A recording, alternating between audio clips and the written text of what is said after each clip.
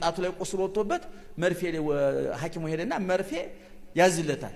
እንግዲህ እዚህ ጋር ጣታችን ላይ ያለው ቁስል የት ነው የምንወጋው? እዚህ ጋር ነው የምንወጋው። እና በሽተኛው ጣቱን በሽታውና መርፌው ተራርቆበታል። ሰምታችሁኛል? መርፌው እዚህ ነው። እንዴት አድርጎ ነው የሚደርሰው ብሎ ተጨቋል። ምን አገባህ አንተ?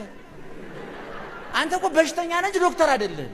አንዲት እናት መጥተው እንደው ባክዎት መጋቢ ሐዲስ ልጅ እንደ አንድ መጽሐፍ ያነባል እንደው ሾህ ምናምን ነገር ነው የሚለው እሱን እያነበበ ተለወጠብኝ አለ። በኋላ ልጁን ጠራሁት። እንደው ለመሆኑ ጥሩ ነው ማንበብ፣ ከየት ነው የጀመርከው ንባብ አልኩት። ከኦሾ ከመጨረሻው እኮ ነው የጀመርከው አንተ። ሳትወዘጉዝ ነው የጠጣኸው። ሰምታችሁ እየሰማችሁ ነው? በደንብ ስሙኝ። ነቃ እስኪ አጨብጭቧን ጊዜ ይቅርታ በዓልም ቢሆን በቃ ነቃ እንድትሉ ነው። እኔ ሌላ ምንም ትርጉም የለውም። ህማማቱ ገብቷል።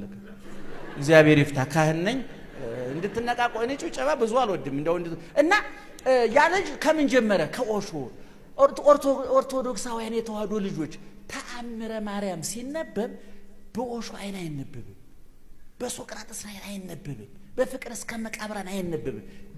የድንግል ማርያም ተአምር የሚነበበው በማርያማዊ አይን ነው፣ በንጽህና አይን ነው፣ በሃይማኖት አይን ነው።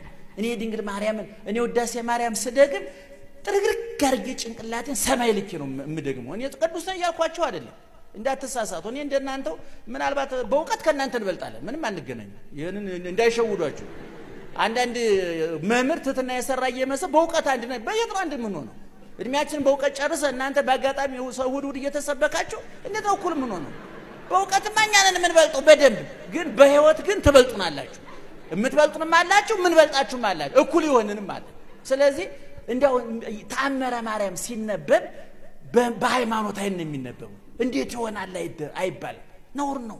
በድንግልና ጸንሳ በድንግልና ወለደችው፣ በድንግልና ዘላለም እንድትኖር ፈቀደ እግዚአብሔር። እንዲያው በድንግልና እንድትኖር በጸሎት አግዙኝ አላለ? ምን አገባኝ? በምጽዋት አግዙኝ አላለ? ምን አገባኝ? እንዲያው ቤትህን ልቀቅልኝ አላለ? እኛ እኮ የተጠየቅነው ምንድነው? በድንግልና ተወለድኩኝ፣ በድንግልና ተጸነስኩኝ፣ ተሰቀልኩኝ፣ ሞትኩኝ፣ ተነሳው፣ አረኩኝ። እሷም በድንግልና እየኖረች ነው። እንድትጸልይልህ እንድትለምንልህ እናቴም መድቤልሃለሁ ሲል ኧረ ጌታዬ ብሎ እጅ ነስቶ መቀበል ሲገባ